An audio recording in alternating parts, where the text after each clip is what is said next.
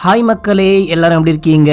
இன்னைக்கு நான் உங்களுக்காக நிமித்த மித்ரா அப்படின்னு சொல்லிட்டு ஒரு கன்னட படம் கொண்டு வந்திருக்கேன். நிமித்த மித்ரானா என்னடா அப்படின்னு சொல்லிட்டு நானும் கூகுள்ல தேடி பார்க்கும்போது வெறும் பொருட்டு அப்படின்னு சொல்லிட்டு வருது. கூகுளுக்கே அது என்ன விஷயம் அப்படின்னு சொல்லிட்டு புரியல மக்களே. இந்த படத்துடைய கதை என்ன அப்படின்னு சொல்லிட்டு பாத்தீங்கன்னா, நம்ம ஹீரோ ஒரு இன்வெஸ்டிகேட்டிவ் ஜேர்னலிஸ்டா இருப்பாரு மக்களே. சின்ன வயசுல ஒரு ஆர்ஃபனேஜ்ல இருந்த எல்லாருமே ஏதோ ஒரு விதத்தால பாதிக்கப்பட்டு இறந்து போயிட்டு இருப்பாங்க.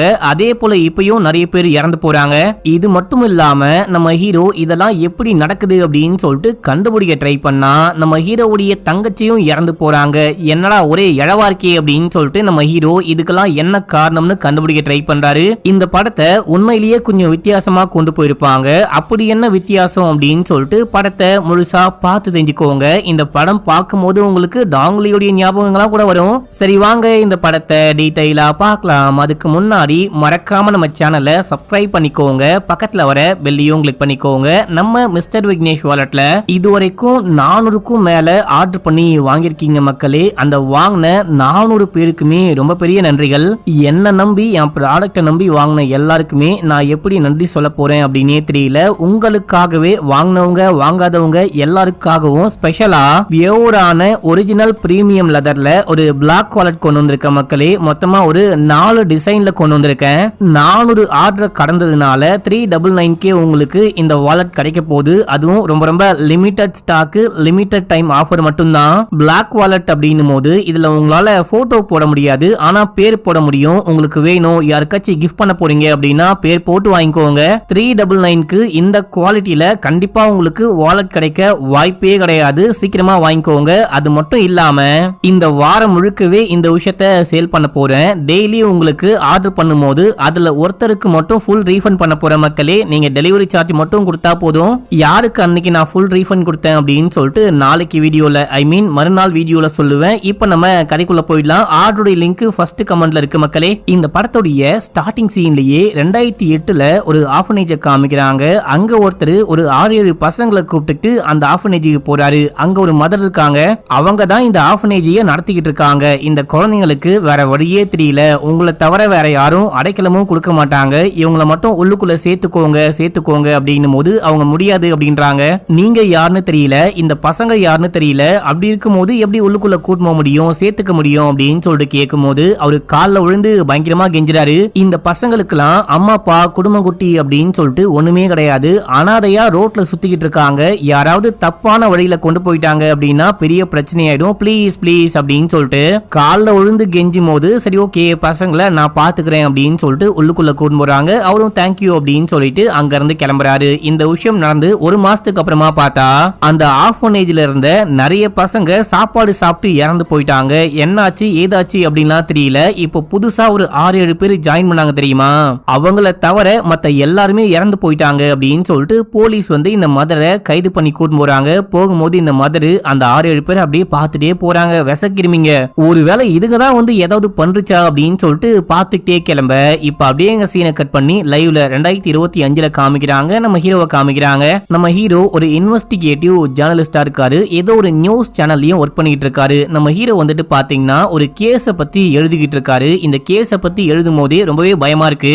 இது எந்த கேஸ் நினைச்சு நான் ரொம்பவே பயப்படுறேன்னு தெரிஞ்சுக்கணும் அப்படின்னா நீங்க 3 மாசத்துக்கு முன்னாடி என்ன விஷயம் ஆச்சுன்னு தெரிஞ்சுக்கணும் அப்படின்றாரு. இப்ப அப்படியே 3 மாசத்துக்கு முன்னாடி என்ன விஷயம் ஆச்சு அப்படின்னு சொல்லிட்டு காமிக்கிறாங்க. நம்ம ஹீரோவுடைய ஃப்ரெண்டை காமிக்கிறாங்க. ஹீரோவுடைய ஃப்ரெண்டை பாஸ் கூப்பிட்டு பாராட்டிக்கிட்டு இருக்காரு. நம்ம நியூஸ் சேனல்லையே ஒழுங்கா ஒர்க்குக்கு வரவன், ஒழுங்கா வேலையை முடிக்கிறவன் அப்படின்னா அது நீ மட்டும்தான். கூடிய சீக்கிரமே சிஎம் வந்துட்டு நீ தான் இன்டர்வியூ பண்ண போற. நீ மேல மேல வளர்ந்து போயிட்டே இருக்க. ஆனா உன்னை இந்த சேனலுக்கு கூட்டிட்டு வந்த உன் ஃப்ரெண்டு ஏன் இந்த மாதிரி பண்ணிட்டு இருக்கான்? உன் ஃப்ரெண்டு ஒழுங்காவே ஆபீஸ்க்கு வரமாட்டான். ஏதோ ஒரு கேஸ் எடுத்து அவன் பாட்டுன்னு பாத்துக்கிட்டு இருக்கான் அப்படின்னு சொல்லிட்டு திட்டிக்கிட்டு இருக்காரு. இல்ல சார் நான் என்ன விஷயம்னு பேசுறேன் அப்படின்னு சொல்லிட்டு ஹீரோக்கு கால் பண்ண ட்ரை பண்ணா நம்ம ஹீரோ போன் எடுக்காம ஏதோ ஒரு டி அடிக்ஷன் சென்டர்ல உட்காந்து பேசிக்கிட்டு இருக்காரு.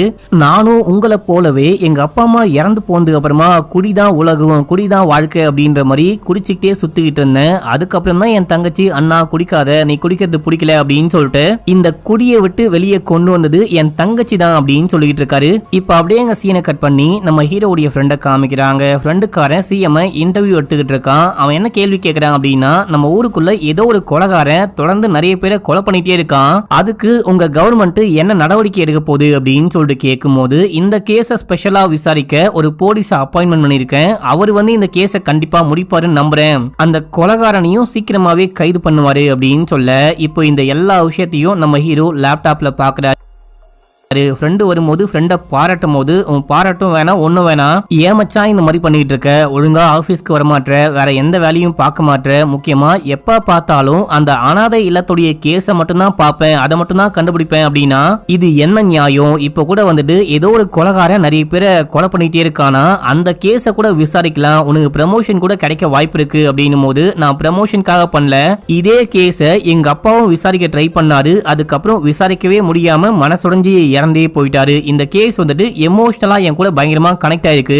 நான் எப்படியாச்சும் இந்த கேஸை பிடிக்கணும், யாருமே இந்த கேஸை கண்டுக்க மாட்டாங்க, ஆனா இந்த கேஸ்ல என்னமோ மிஸ்ட்ரி இருக்கு, அதை நான் கண்டுபிடிப்பேன் அப்படின்னும் போது மிஸ்ட்ரியும் கிடையாது ஒரு மண்ணும் கிடையாது, நீ இந்த கேஸ் பின்னாடி போயிட்டு உன் வாழ்க்கையை அழிச்சிக்க போற அப்படின்னு சொல்லும் போது டேய் மச்சான் இந்த போட்டோ கொஞ்சம் பாரு அப்படின்னு சொல்லிட்டு காமிக்கும் போது போட்டோல அந்த ஆர்ஃபனேஜ்ல பசங்க எல்லாரும் ஒரே லைன்ல இறந்து கிடக்குற மாதிரி இருக்கு, இது என்ன அப்படின்னு சொல்லிட்டு கேட்கும் போது இவங்க எல்லாரும் எப்படி ஒரே லைன்ல உழுந்து கிடக்குறாங்க, ஒரே மாதிரி இறந்து கிடக்குறாங்க அப்படின்னு சொல்லிட்டு கேட்க அது ஏதாவது கோஇன்சிடென்ட்டா இருக்கும் அப்படின்னும் போது டேய் டப்சா கண்ணா அந்த மாதிரிலாம் ஒண்ணுமே கிடையாது, இதுல என்னமோ கண்டிப்பா இருக்கு, என்னமோ வந்துட்டு அந்த கொலைகாரன் நம்ம கிட்ட சொல்ல ட்ரை பண்றான் போல, உங்க எல்லாருக்கும் இதை பார்க்கும்போது கோஇன்சிடென்டலா தெரிஞ்சாலும் எனக்கு அந்த மாதிரி தெரியல, இந்த கேஸை முடிச்சாதான் என்னால ஒழுங்கா தூங்கவே முடியும் அப்படின்னு சொல்லிட்டு அங்கிருந்து கிளம்பிட்டாரு. கிளம்பி வீட்டுக்கு போயிட்டு இந்த கேஸை பத்தி என்ன விஷயம்லாம் இது வரைக்கும் கண்டுபிடிச்சாரோ எல்லாத்தையும் மறுபடியும் பாக்குறாரு. ஏதோ ஒரு விஷயத்த நம்ம மிஸ் பண்றோம், அந்த கொலைகாரன் யாரு அப்படின்னு சொல்லிட்டு மனுஷன் மண்டைய போட்டு பிச்சுக்கிறாரு. இதே டைம்ல யாரோ கால் பண்றாங்க. கால் வந்த உடனே மனுஷன் பதறிட்டு பயந்துட்டு ஓடுறாரு. என்ன விஷயம்னு போயிட்டு பார்த்தா ஹீரோவுடைய தங்கச்சி தற்கொலை பண்ணிட்டாங்களாம். என்னுடைய தங்கச்சி எப்படி தற்கொலை பண்ணி இறந்து போவா, இதை என்னால நம்பவே முடியல அப்படின்னு சொல்லிட்டு மனுஷன் மனசுடைஞ்சு போறாரு. பயங்கரமா சரகு போடுறாரு. மறுபடியும் வீட்டுல உட்கார்ந்துட்டு சரகு போட்டே இருக்கும்போது ஹீரோவுடைய ஃப்ரெண்டு தான் வந்து சமாதானப்படுத்துறாரு. மச்சான் குடிச்சிட்டே உட்கார்ந்தா எல்லாமே சரியாகும் அப்படின்லாம் கிடையாது, நெக்ஸ்ட் என்ன பண்ண போற அப்படின்னு சொல்லிட்டு கேட்க என் தங்கச்சியுடைய கேஸை விசாரிக்க போறேன் அப்படின்றாரு. டேய் அதான் உன் தங்கச்சி தற்கொலை பண்ணி இறந்து போயிட்டா அப்படின்னு சொல்லிட்டு போலீஸ் கேஸையே முடிச்சிட்டாங்க, இப்ப போயிட்டு என்ன பண்ண போற அப்படின்னு சொல்லிட்டு கேட்கும் போது என் தங்கச்சி அவ்வளவு சந்தோஷமா இருந்தா, என்னுடைய தங்கச்சி எனக்கே ஆறுதலா சொல்லுவா, பயங்கரமா மோட்டிவேட் பண்ணுவா, அவ எதுக்காக சம்பந்தமே இல்லாம தற்கொலை பண்ணிக்க போறா, கண்டிப்பா என்னமோ இருக்கு கண்டுபிடிக்க போறேன் அப்படின்னும் போது ஆமா நான் கூட உன் தங்கச்சியுடைய ஃப்ரெண்டெல்லாம் போயிட்டு மீட் பண்ணி விசாரிச்சேன், விசாரிக்கும் போது தங்கச்சி ரொம்பவே சந்தோஷமா இருந்தாங்க, புதுசா ஏதோ வேலைக்கு போறேன் அப்படின்னு சொல்லிட்டு வேலைக்கு கூட இன்டர்வியூலாம் போயிட்டு வந்தாங்க அப்படின்னு சொல்லிட்டு கேள்விப்பட்டேன், அப்படி இருக்கும்போது எப்படி உன் தங்கச்சி இறந்து போக முடியும் அப்படின்னு சொல்லிட்டு ஃப்ரெண்டுக்காரனும் கேட்கும் போது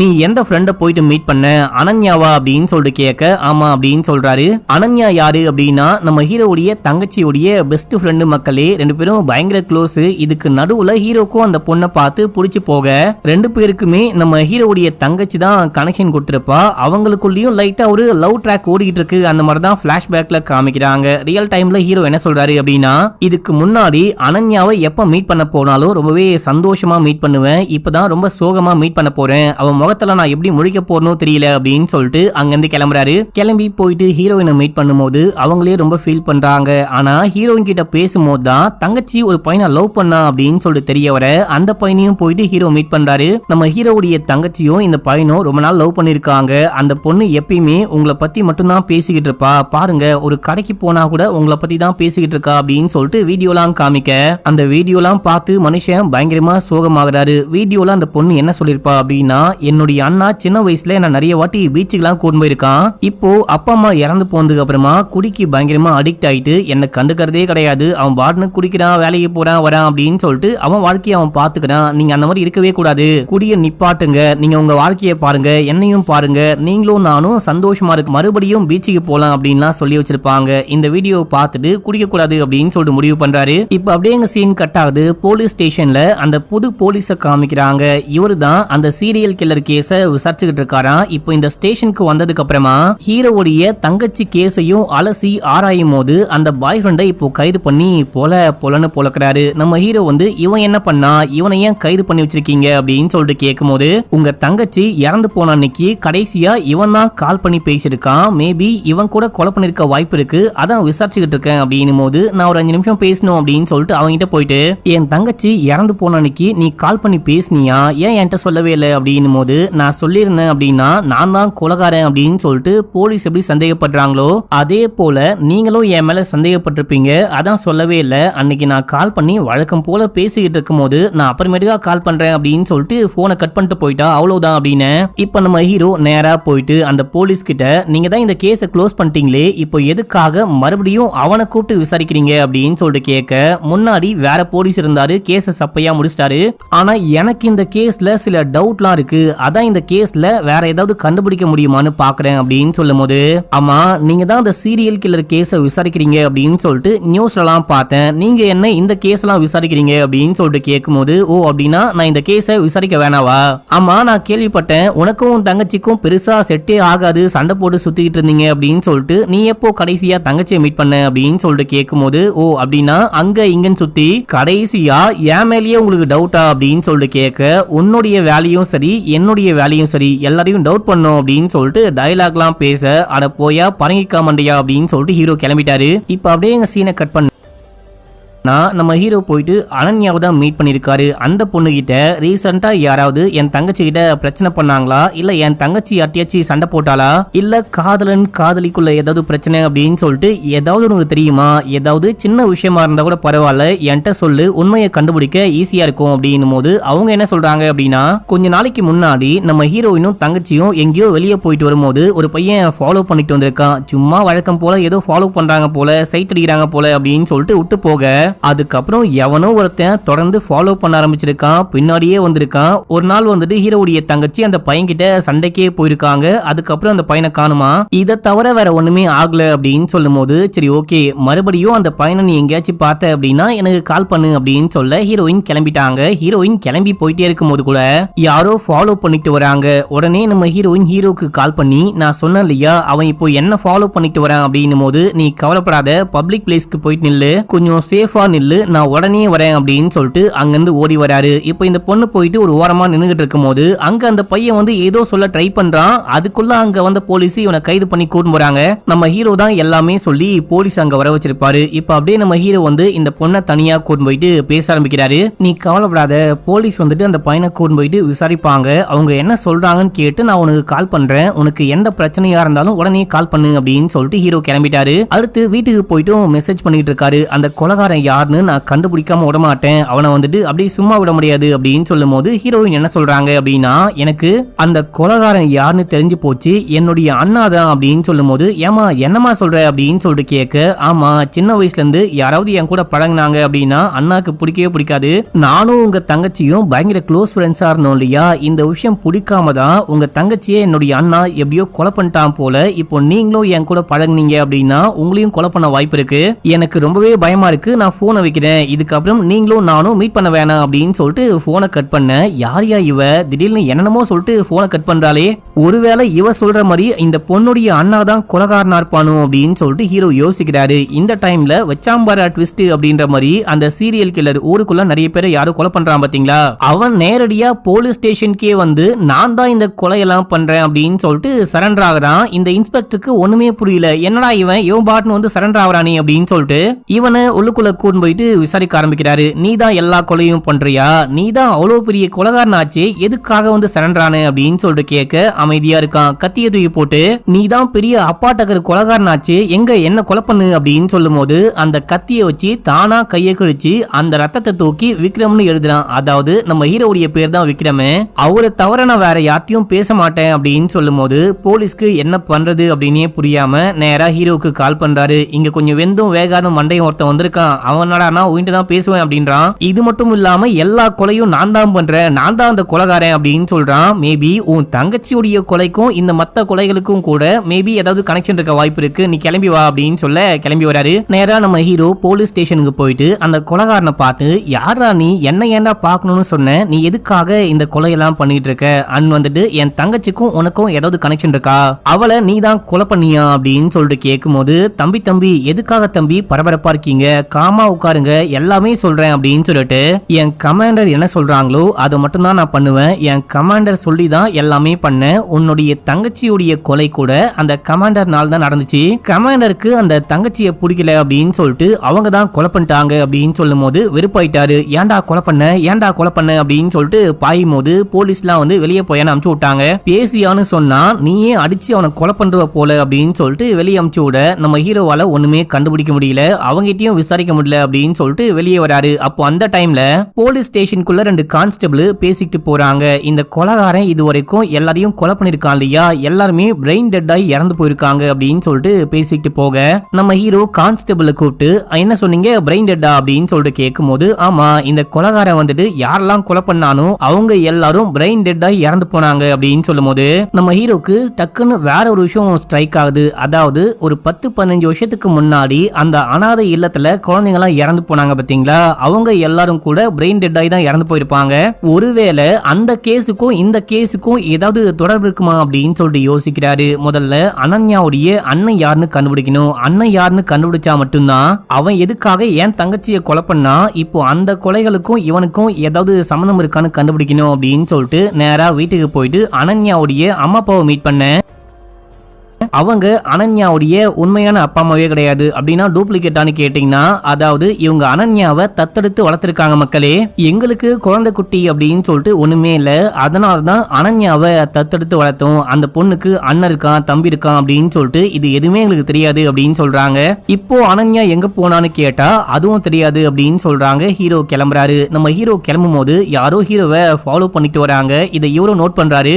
நேரா வீட்டுக்கு போனா வீட்டுடைய கதவு திறந்து கிடக்குது. எவனோ உள்ளுக்குள்ள இருக்கான் போல அப்படின்னு சொல்லிட்டு ரெடியா கையில ஆயுதங்கள்லாம் தூக்கிட்டு உள்ளுக்குள்ள போனா எவனோ கத்தியோட வந்து அட்டாக் பண்ண பாக்குறான். இப்போ நம்ம ஹீரோக்கும் அவனுக்கும் சரியான சண்டை. அந்த சண்டையில நம்ம ஹீரோ அவனை பிடிச்சி யாரா அவன் கமாண்டரு, எதுக்காகடா என்ன கொலை பண்ண சொல்றாங்க, என் தங்கச்சி ஏன்டா கொலை பண்ணீங்கன்னு கேட்க அவன் அடி தாங்க முடியாம வலி தாங்க முடியாம அங்கிருந்து ஓடுறான். இப்போ நம்ம ஹீரோ வெளியில என்ன பண்றது அப்படின்னே புரியாம சரக்கடிக்க பாப்பாரு. தங்கச்சிக்கு பிடிக்காது அப்படின்னு சொல்லிட்டு தம் அடிக்கலான்னு வெளியே வந்தா அங்க ஒருத்தன் நம்ம ஹீரோ ஃபாலோ பண்ணிட்டு வந்தான் பாத்தீங்களா, அவன் இன்னும் ஹீரோவை பாத்துக்கிட்டு இருக்கான். ஹீரோ அவனை பாத்துட்டாரு அப்படின்னு சொல்லி தெரிஞ்சவனே பயந்துட்டாங்க ஓடியே போயிட்டான். அடுத்து அந்த போலீஸை காமிக்கிறாங்க. டிவி நியூஸ்ல பெங்களூர்ல மட்டும் இல்லாம மங்களூர்லயும் வேற ஒரு சைக்கோ போயிட்டு போலீஸ் கிட்ட நான் தான் கொலை பண்ணேன், நான் தான் கொலைகாரன் அப்படின்னு சொல்லிட்டு சரண்டர் ஆயிருக்கான். இதுக்கு நடுவுல அந்த சிஎம் என்ன பண்ணிருக்காரு அப்படின்னா நான் நியமிச்ச போலீஸ் அதிகாரி கொலைகாரனை புடிச்சிட்டாரு அப்படின்னு சொல்லிட்டு நியூஸ்ல பேட்டி வேற கொடுத்துட்டு இருப்பாரு. இதையெல்லாம் கேட்டு போலீஸ்க்கு சரியான கடுப்பு.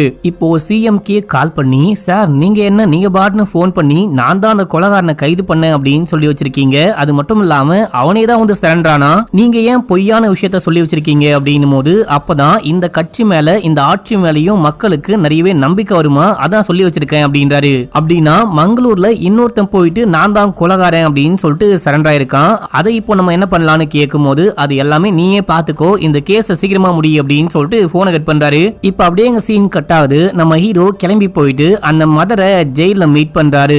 ஏன்பா நீ எத்தனை வாட்டி வந்து கேட்டாலும் அன்னைக்கு நான் ஸ்டேட்மெண்ட்ல என்ன விஷயம் சொன்னனோ அதையே தான் திரும்ப திரும்ப சொல்ல போறேன், அதை தவிர வேற ஒண்ணுமே கிடையாது அப்படின்னும் போது கொஞ்சம் வெயிட் பண்ணுங்க, அந்த கொலைகாரன் யாரு அப்படின்னு சொல்லிட்டு எனக்கு நல்லாவே தெரியும். என் தங்கச்சியை இப்போ யாரு கொலை பண்ணாங்களோ அதே கொலைகாரன் தான் 15 வருஷத்துக்கு முன்னாடி அந்த ஆஃப்னைல இருந்த எல்லாரையுமே கொலை பண்ணி உங்களை ஜெயிலுக்கு அனுப்பினவன். ஒரு 5 நிமிஷம் என் கூட உட்கார்ந்து பேசுங்க, என்ன விஷயம் ஆச்சு ஏதாச்சுன்னு டீடைலா சொன்னா என்னால ஏதாவது கண்டுபிடிக்க முடியும் அப்படின்னும் போது அவங்களும் பேச ஆரம்பிக்கிறாங்க. அதாவது கொஞ்ச நாளைக்கு முன்னாடி தான் ஒரு 6 பேர் வந்துட்டு புதுசா அனாதை இல்லத்துக்கு வந்தாங்க. அவங்கள தவிர மத்த எல்லா குழந்தைங்களும் இறந்து போயிட்டாங்க. அதுங்க எல்லாமே சாத்தானுங்க அப்படின்னு சொல்லிட்டு இவங்க பயங்கரமா டென்ஷன் ஆகி கத்த ஆரம்பிக்கிறாங்க.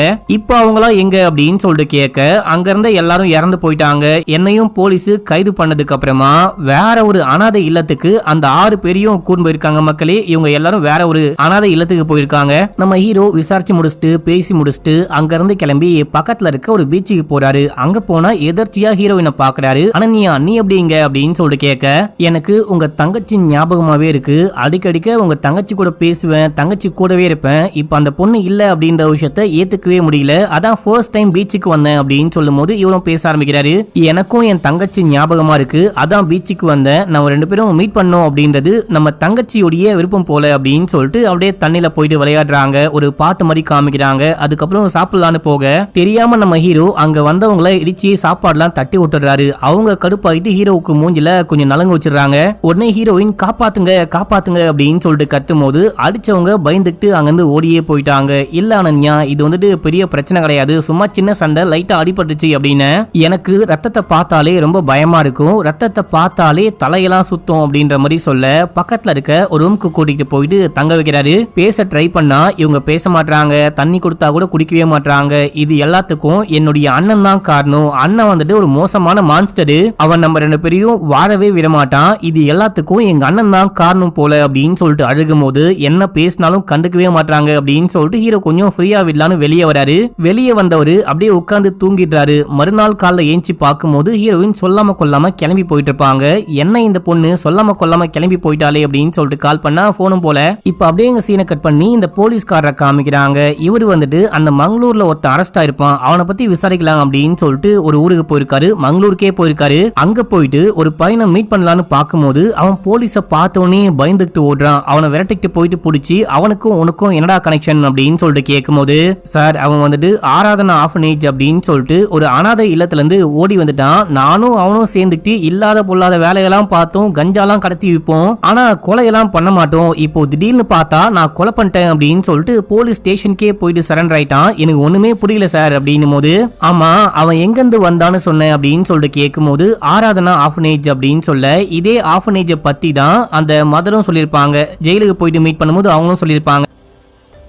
இப்போ அந்த ஆர்ஃபனேஜுக்கே போயிட்டு அந்த கைதான பையனுடைய பேரு பிரவீனா இருக்கும். பிரவீன் எப்படி இங்க வந்தான் அப்படின்னு சொல்லிட்டு கேட்கும்போது, இதுக்கு முன்னாடி அந்த ஆர்ஃபனேஜ்ல நிறைய பேர் இறந்து போயிருப்பாங்க பாத்தீங்களா, அங்க இருந்து எல்லாரையும் இங்க கூட்டு வந்தாங்க.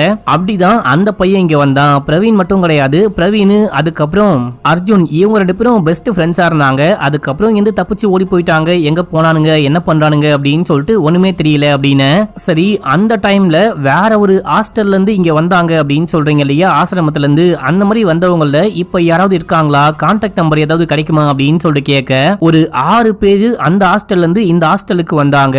அதுல ராஜேஷ் அப்படின்ற ஒரு பையனை மட்டும் ஒரு ஃபேமிலி தத்தெடுத்து கொண்டு போனாங்க. அந்த கான்டாக்ட் நம்பர் மட்டும் இருக்கு அப்படின்னு சொல்லும் போது இவரு சரின்னு சொல்லிட்டு அதை வாங்கிட்டு கிளம்புறாரு. இந்த டைம்ல தான் கான்ஸ்டபிள் கால் பண்றாரு, பெங்களூரு அதுக்கப்புறம் மங்களூரு, நான் தான் இந்த கொலையை பண்ண, நான் தான் கொலைகாரன் அப்படின்னு சொல்லிட்டு கைதானானுங்க பாத்தீங்களா. அவனுங்க 2 பேருமே இறந்து போயிட்டானுங்களா. எப்படி இறந்தானுங்க அப்படின்னே தெரியலையா, ரொம்பவே குழப்பமா இருக்கு அப்படின்னும் போது எப்படி இறந்து போயிருப்பாங்க அப்படின்னு சொல்லிட்டு இந்த போலீஸ்க்கும் ஒண்ணுமே புரியல. மண்டைய போட்டு பிச்சுக்கிறாரு. என்ன விஷயம் தான் இங்க நடக்குது அப்படின்னு சொல்லிட்டு பயங்கரமா வெறியாவுறாரு. இப்ப அப்படியே எங்க சீனை கட் பண்ணி நம்ம ஹீரோவை காமிக்கிறாங்க. நம்ம ஹீரோ ஆராதனா ஆர்ஃபனேஜுக்கு போயிட்டு இந்த மாதிரி இந்த மதர் தான் அமுச்சு விட்டாங்க, அந்த ஆர்ஃபனேஜ்ல இருந்து இந்த ஆர்ஃபனேஜுக்கு வந்த பசங்களாம் இப்போ எங்க இருக்காங்க, என்ன பண்றாங்க, எல்லா டீடைலும் வேணும் அப்படின்னு சொல்லிட்டு கேட்கும்போது, நீ யாரு, திடீர்னு வர என்னமோ கேக்குற, எனக்கு ஒண்ணுமே புரியல. இதுக்கு முன்னாடி இதே டீடைல்லாம் கேட்டு ஒரு போலீஸ் வந்தாரு, வரவங்க போறவங்க எல்லாருக்கும் இந்த மாதிரி டீடைல்லாம் சொல்ல முடியாது அப்படின்னும் போது, இங்க பாருங்க அந்த மதர் வந்துட்டு எந்த தப்புமே பண்ணாம நிறைய பேரை கொலை பண்ணிட்டாங்க அப்படின்னு சொல்லிட்டு ஜெயிலுக்குள்ள கஷ்டப்பட்டுட்டு இருக்காங்க. அவங்கள காப்பாற்றணும் அப்படின்னா உண்மையான குற்றவாளியை கண்டுபிடிக்கணும், தயவு செஞ்சு ஹெல்ப் பண்ணுங்க அப்படின்னும் போது போலீஸ் கிட்ட என்ன சொன்னாங்களோ எல்லாமே சொல்லி ராஜேஷோடைய கான்டாக்ட் நம்பரு அதுக்கப்புறம் டீடைல்லாம் கொடுக்குறாங்க. நம்ம ஹீரோவும் ரொம்ப தேங்க்ஸ் அப்படின்னு சொல்லிட்டு இங்க இருந்து கிளம்பி நேரா ராஜேஷை பார்க்கலாம் அப்படின்னு சொல்லிட்டு போறாரு. அங்க போனா திடீர்னு எவனோ ஒருத்தன் ஹீரோவை ஃபாலோ பண்ணிட்டே இருப்பான் பாருங்க. அவன் ஹீரோவை வாயை பத்தி ஓரமா கூட்டு போறான். அதுக்கப்புறமா தான் போலீஸ் அங்க போறாரு. நேரா உள்ளுக்குள்ள போறாரு, கதவை தட்டுறாரு. அப்பா அம்மா தான் வந்து கதவை திறக்கிறாங்க. அம்மாக்கு கொஞ்சம் உடம்பு சரியில்லை போல. அப்பா உள்ளுக்குள்ள கூட்டு போயிட்டு டீ எல்லாம் போட்டு கொடுக்குறாரு. ராஜேஷ் வந்துட்டு ரொம்ப ரொம்ப நல்ல பையன், அந்த மாதிரி ஒரு நல்லவனை பார்க்கவே முடியாது, என் பொண்டாட்டிக்கு உடம்பு சரியில்லாம போச்சு, குழந்தையும் பெத்துக்க முடியாது அப்படின்னு சொல்லிட்டாங்க. அதுக்கப்புறமா தான் ராஜேஷை நாங்க தூக்கிட்டு வந்து வளர்த்தோம் அப்படின்னு சொல்லிட்டு கதையெல்லாம் சொல்லிக்கிட்டு இருக்கும் போது போலீஸ்க்கு லைட்டா மயக்கம் வர ஆரம்பிக்குது. ஆக்சுவலா அந்த வயசானவங்க எங்க நம்ம பையனை போலீஸ் வந்து கூண்டு போயிட போறாங்க அப்படின்னு சொல்லிட்டு டீல ஏதோ மயக்க மருந்து கலந்து கொடுத்துட்டாங்க போல. இந்த பக்கம் யாரோ நம்ம ஹீரோவை ஓரமா கூண்டு போனாங்க பாத்தீங்களா. அவர்கிட்ட ஹீரோ சண்டை போடுறாரு, யாரையா நீ பைத்தியம் முச்சு வெட்டிக்கிளி, என்னையா தனியா கூட்டு வந்த அப்படின்னு சொல்லிட்டு கேட்கும் போது, இங்க பாரு நான் போலீஸ், இப்போ உள்ளுக்குள்ள இன்னொரு போலீஸ் போயிருக்காரு இல்லையா, அவரை வந்துட்டு மயக்கப்படுத்தி இப்போ வெளியே தூக்கிட்டு வருவாங்க பாரு அப்படின்னும் போது அதே போல மயக்கப்படுத்தி வெளியே தூக்கிட்டு வராங்க. இப்போ போலீஸை காப்பாத்த மாத்தி மாத்தி சண்டை போட்டு ராஜேஷை பிடிக்கிறாங்க. நான் சொல்ற ஸ்பாட்டுக்கு போலாம் அப்படின்னும் போது நீ சொல்ற ஸ்பாட்டுக்கு நான் ஏன் வரணும் அப்படின்னு சொல்லிட்டு அந்த ஃபாலோவரை கேட்கும் போது, இங்க பாரியா நான் தான் சொன்னல நான் போலீஸ், ஒழுங்கு மரியாதையா என் கூட வாங்க அப்படின்னு சொல்லிட்டு இந்த போலீஸ், அதுக்கப்புறம் அந்த போலீஸ்காரன் நம்ம ஹீரோ அப்படின்னு சொல்லிட்டு எல்லாரும் ராஜேஷை கூப்பிட்டு ஒரு சயின்டிஸ்ட பார்க்கலாம் அப்படின்னு சொல்லிட்டு போறாங்க. இப்போ அந்த சயின்டிஸ்ட் என்ன சொல்றாரு அப்படின்னா, இது மாதிரி நிறைய நாடுகளுக்குள்ள சண்டை வரும் பாத்தீங்களா, வார் வரும்போது நம்ம ஏதாவது பெரிய ஒரு ஆயுதம் தயாரிக்கணும் அப்படின்னு சொல்லிட்டு அந்தந்த நாடுகள் ஏதாவது பண்ணுவாங்க. சைனா கூட டாங்லி மாதிரி ஒரு ஆராய்ச்சி பண்ணிருக்காங்க. அதாவது கண்ணாலேயே கண்ட்ரோல் பண்ற மாதிரி, அடுத்த மனுஷனை கண்ணாலேயே கண்ட்ரோல் பண்ற மாதிரி ஏதோ ஆராய்ச்சி எல்லாம் பண்ணிருக்காங்க. நமக்கு கிடைச்ச தரவுகளின் படி சைனா என்ன ஆராய்ச்சி பண்ணாங்களோ அந்த ஆராய்ச்சியில வின் பண்ணிட்டாங்க. அதே போல இந்தியாக்குள்ளேயும் ஏதோ ஒரு ஆராய்ச்சி நடந்திருக்கு. அந்த ஆராய்ச்சி யாரு மேலேயும் வெற்றி அடையவே இல்லை. ஆனா ஒரு குழந்தைய தவிர அந்த குழந்தை மேல ஆராய்ச்சி நல்லாவே ஒர்க் ஆச்சு. அந்த ஆராய்ச்சிக்கு பேர் வந்துட்டு ஒயிட் ரோஸ் அப்படின்னு சொல்லிட்டு வச்சிருக்காங்க. இப்ப அந்த குழந்தை எங்க இருக்கு, என்ன பண்ணிட்டு இருக்கு அப்படின்னு சொல்லிட்டு யாருக்குமே தெரியாது. ஆனா ஒரு நாள் நைட்டு எவனோ ஒருத்தன் ஒரு 6-7 குழந்தைங்களை கூட்டிட்டு போயிட்டு ஒரு ஆர்ஃபனேஜ்ல நீங்க சேர்த்துக்கோங்க அப்படின்னு சொல்லிட்டு அவன் காணாம போயிட்டான் இல்லையா, அவன் வந்துட்டு தற்கொலை பண்ணி நீங்க நைட்டு இறந்து போயிட்டானா.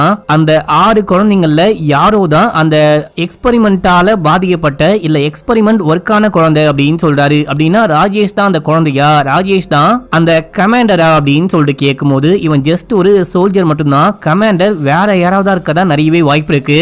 நீங்க மறுபடியும் ஆராதனா ஆர்ஃபனேஜுக்கு போயிட்டு விசாரிச்சீங்க அப்படின்னா கண்டிப்பா உங்களால ஏதாவது கண்டுபிடிக்க முடியும்னு நினைக்கிறேன் அப்படின்னு சொல்லும் போது போலீஸ் மறுபடியும் போயிட்டு விசாரிக்க, நீங்க எத்தனை வாட்டி கேட்டாலும் அதை தவிர என்கிட்ட ஒண்ணுமே கிடையாது, இதுக்கு மேலேயும் உங்களுக்கு டீடைல் வேணும் அப்படின்னா எங்களுடைய ஃபவுண்டர், அதாவது இந்த ஆர்ஃபனேஜே ஒரு ட்ரஸ்ட் மூலமா நடக்குது, அந்த ட்ரஸ்ட்டுக்கு அதிகமா ஃபண்ட் பண்ற ஒரே ஆளு வி குரூப் தான். அவங்க தான் வந்துட்டு இந்த ட்ரஸ்ட் இந்த ஆர்ஃபனேஜ் எல்லாத்தையும் நடத்திக்கிட்டு இருக்காங்களாம். அவங்க கிட்ட கேட்டுக்கோங்க அப்படின்னும் போது, அதாவது அந்த நியூஸ் கம்பெனி வச்சிருக்காங்க பாத்தீங்களா, அவங்க தான் ஃபண்ட் பண்றாங்களா நம்ம ஹீரோடைய பாஸுடைய கம்பெனி. ஐ மீன் சரி ஓகே அவங்களுக்கு கால் பண்ணி கேட்கலாம் அப்படின்னு சொல்லிட்டு போனை போட்டா அந்த வீட்டுக்குள்ள வி குரூப்ஸ் உடைய பாஸ் உடைய வீட்டுக்குள்ள யாரோ பூந்திருக்காங்க. பாஸ் உடைய அப்பாவை அட்டாக் பண்ணிருக்காங்க. அப்பா இறந்து போயிட்டு இருக்காரு. அந்த வி குரூப்ஸ் பாஸ் உடைய வீட்ல இருந்து எதையோ யாரோ ஆட்டையை போட்டு கொண்டு போயிருக்காங்க அப்படின்னு சொல்லிட்டு இந்த தகவல்லாம் கிடைக்க, இப்ப நம்ம என்ன பண்ண போறோம் அப்படின்னு சொல்லிட்டு போலீஸ் யோசிக்கிறாரு. இப்ப அப்படியே எங்க சீன் கட்டாது நம்ம ஹீரோவை காமிக்கிறாங்க. நம்ம ஹீரோ பீச்சுக்கு போனா வழக்கம் போல ஹீரோயின் அங்க நிக்கிறாங்க.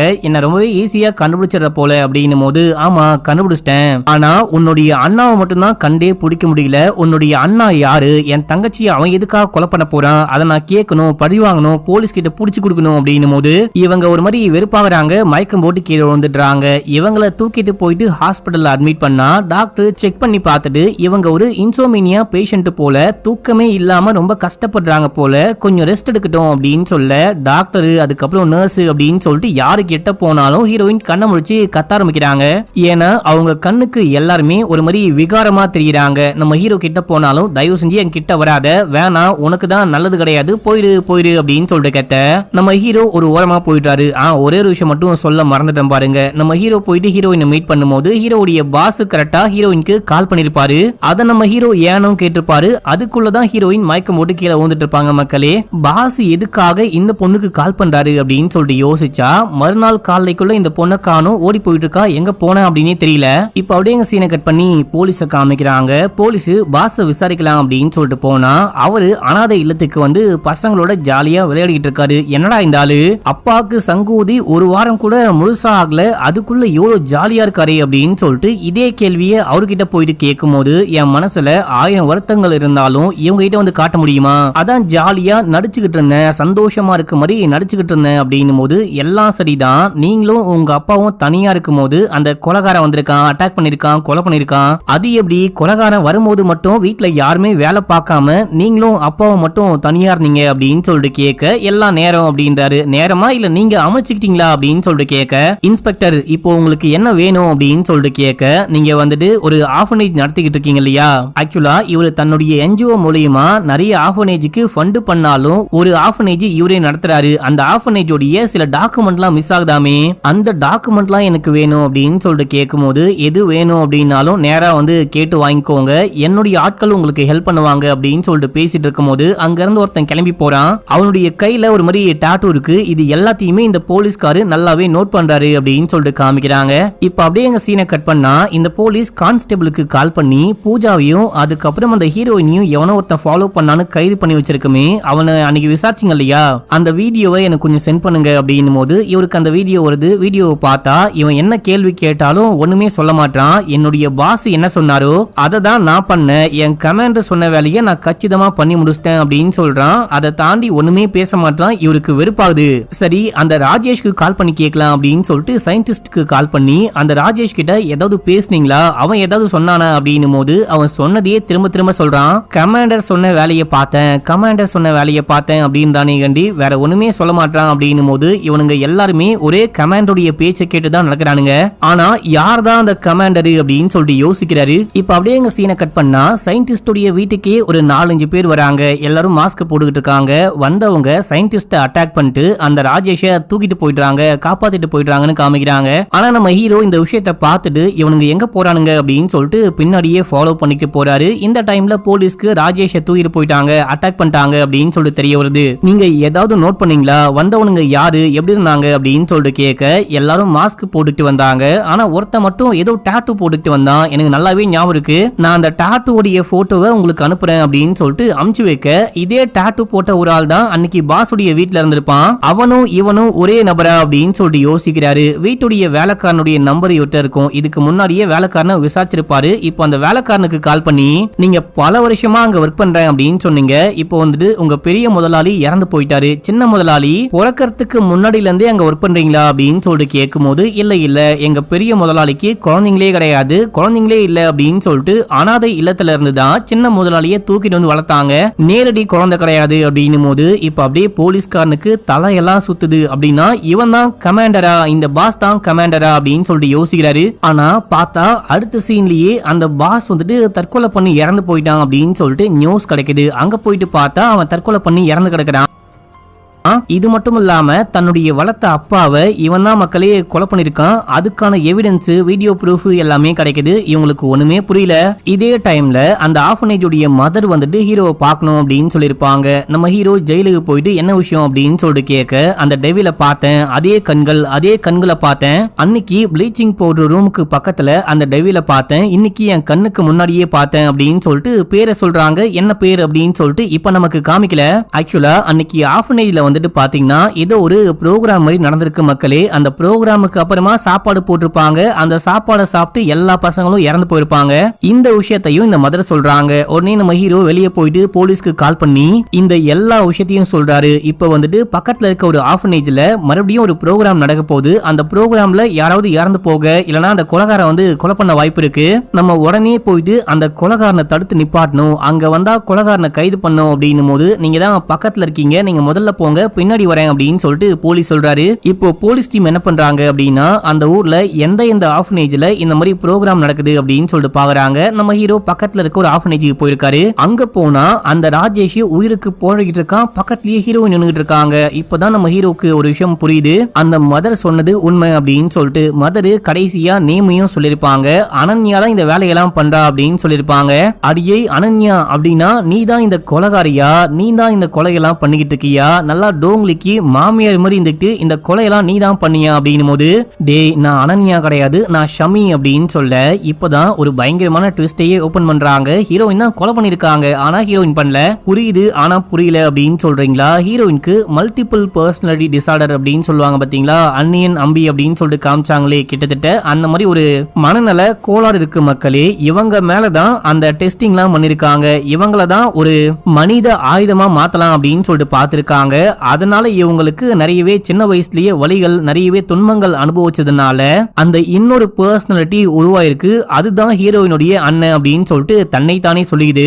இப்ப அந்த அண்ணன் கேரக்டர் ஹீரோவை கொலை பண்ண பாக்குது, பயங்கரமா அடிக்குது, பயங்கரமா வந்துட்டு அட்டாக் பண்ணுது அப்படின்லாம் காமிக்கிறாங்க. நம்ம ஹீரோ தடுக்கிறாரு. அனன்யா நீ வெளியே வா அப்படின்னு சொல்லிட்டு தடுக்க ட்ரை பண்ண திடீர்னு அனன்யாவுடைய அந்த கேரக்டர் வெளியே வந்து நீ ஓடி போயிடு, என்னுடைய அண்ணன் உன்னை சும்மா விட மாட்டான், போயிடு அப்படின்னு போது மறுபடியும் அண்ணன் கேரக்டரா மாறி உனக்கு அவன் இவன் மேல அவ்வளவு காதலா, இவனை விடமாட்டேன் அப்படின்னு சொல்லிட்டு கொலை பண்ண பார்க்க நம்ம ஹீரோ அடிக்க பாயிறாரு. ஆனா அடிக்கவும் முடியல, தடுக்கவும் முடியல, அப்படியே ஒரு மாதிரி பண்ணிட்டு இருக்காரு. அந்த டைம்ல தான் இந்த அண்ணன்காரன் கேரக்டர் இருக்கு பாத்தீங்களா, அது உண்மையை சொல்ல ஆரம்பிக்குது. உன்னுடைய தங்கச்சியை கொலை பண்ண மாதிரி உன்னையும் கொலை பண்றவன், ஒழுங்கா போயிடு அப்படின்னு போது என் தங்கச்சியை ஏன் கொலை பண்ண அப்படின்னு சொல்லிட்டு கேட்கும் போது ஆக்சுவலா நம்ம ஹீரோவுடைய தங்கச்சி கர்ப்பமாயிட்டு இருக்காங்க. இது வெளியே தெரிஞ்சா பெரிய பிரச்சனை அப்படின்னு சொல்லிட்டு கர்ப்பத்தை கலைச்சிட்டு இருக்காங்க. கர்ப்பத்தை கலைச்சிட்டேன் அப்படின்ற விஷயத்த அனன்யா கிட்ட சொல்லும் போது அனன்யாக்குள்ள இருக்கிற அந்த அண்ணன் கேரக்டர் வெளியே வந்து என்னுடைய அம்மா அப்பாவும் இதே போலதான் என்ன வந்துட்டு தத்து கொடுத்துட்டாங்க, வித்துட்டாங்க.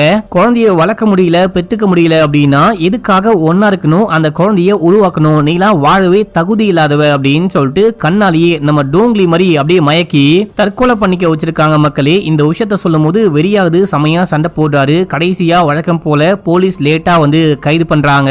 ஹப்பாடா எல்லா பிரச்சனையும் முடிஞ்சு போச்சு அப்படின்னு சொல்லிட்டு பார்க்கும்போது இங்க வச்சாம்பாரா ட்விஸ்ட் அப்படின்ற மாதிரி வேற ஒரு மாநிலத்துல இதே போல நிறைய பேர் இறந்து போயிருக்காங்க. அதுவும் ஆர்ஃபனேஜ்ல சாப்பாடு சாப்பிட்டவங்க பிரெயின் டெட் ஆயிட்டு இறந்து போயிட்டாங்க அப்படின்னு சொல்லிட்டு நியூஸ் கிடைக்க இவங்களுக்கு ஒண்ணுமே புரியல. அப்படின்னா நீ தான் இந்த கொலையை பண்ணியா அப்படின்னு சொல்லிட்டு ஹீரோயினுடைய அண்ணன் கேரக்டர் கிட்ட பேசும்போது நீங்க என்ன விஷயம் நினைச்சீங்க, என்ன கைது பண்ணிட்டீங்க, அம்மையாவும் இறந்து போயிட்டான் அப்படின்னா எல்லாமே முடிஞ்சு போயிடும் நினைச்சீங்களா? ஆனா இது எதுவுமே முடிய போறதே கிடையாது. நான் சொன்னபடி கேட்டு அம்மையா அந்த பாஸ் இருக்காரு பாத்தீங்களா, அவரு நிறைய குழந்தைங்கள வேற வேற ஆர்ஃபனேஜுக்கு அமுச்சு விட்டுருக்காரு. அது மூலயமா நிறைய பேரு இந்த பொண்ணால மயங்கி போயிருக்காங்க. அவங்க எல்லாரும் போயிட்டு இந்த பொண்ணு எப்படி மத்தவங்களை கொலை பண்ணிக்கிட்டு இருந்தாலோ அதே கொலை பண்ற வேலையை கண்டினியூ பண்ண போறாங்களாம். உங்களால தடுத்து நிப்பாட்டவே முடியாது. என்ன கைது பண்ணிட்டா மட்டும் நிப்பாட்ட முடியும் நினைக்கவே நினைக்காதீங்க. இது எதுவுமே நிக்க போறதே கிடையாது அப்படின்னு சொல்லிட்டு சிரிக்கிறாங்க. ஆமா, நீ எதுக்காக இந்த குழந்தைங்களை கொலை பண்ணிட்டு இருக்க, அவங்க என்ன பாவம் பண்ணாங்க அப்படின்னு சொல்லிட்டு கேட்கும் போது இந்த கொடூரமான உலகத்துல அவங்க பிறந்தாங்க இல்லையா, அதுதான் அவங்க பண்ண பாவம், அவங்க பண்ண தப்பு. அதுக்காக தான் கொலை பண்ணிக்கிட்டு இருக்கேன். என்ன மாதிரி அவங்க எல்லாம் கஷ்டப்படக்கூடாது அப்படின்னு தான் கொலை பண்ணிட்டு இருக்கேன் அப்படின்னு சொல்லிட்டு சிரிக்க இந்த படத்துக்கு செகண்ட் பார்ட் வரப்போகுது அப்படின்னு சொல்லிட்டு காமிச்சு இந்த படத்தை முடிக்கிறாங்க.